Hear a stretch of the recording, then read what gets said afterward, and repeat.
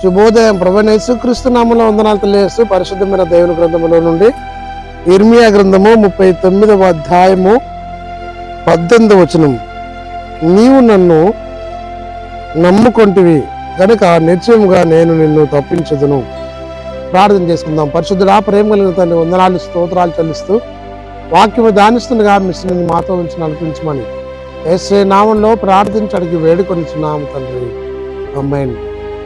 దేవుడైనటువంటి యెహోవా ఇర్మియాకు ప్రత్యక్షమై తన ప్రజలైన ఇశ్రాయేలీయులకు కలగబో కీడును నాశనమును గురించి తెలియజేస్తున్నప్పుడు వారిపైకి ఖడ్గము రాకుండా తప్పిస్తానని వాగ్దానం చేత మాట్లాడుతూ ఉన్నాడు.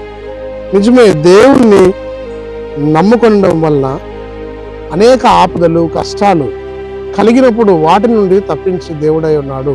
కీర్తన గ్రంథం 91:10 అతను నన్ను ప్రేమించినాడు కనుక నేను అతన్ని తప్పించదును అని సెలవిచ్చిన మాట మనం చూడగలం. ఆపద వేళలో ఆయన మనకు ఆశ్రయదుర్గమే, అపాయం కలగకుండా కాపాడే దేవుడై ఉన్నాడు. కాబట్టి దైనందిన విశ్వాస జీవన ప్రయాణంలో దేవుని కాపదల కింద ఉంటూ అనేక ఆపదలను తప్పించబడుతూ దీవించబడి సంఘంలో సమాజంలో వర్ధిల్లినట్టు పరిశుద్ధాత్మ దేవుడు తోడయుండి నడిపించిన కాక. ఆమేన్. మహోన్నతుడా, స్తుతి స్తోత్రాలు చెల్లించుకుంటూ వాక్యము ధ్యానించి ధన్యతకి మహిమ చెల్లిస్తూ యేసుక్రీస్తు పేరిట ప్రార్థించడానికి వేడుకొనిచున్నాము తండ్రి.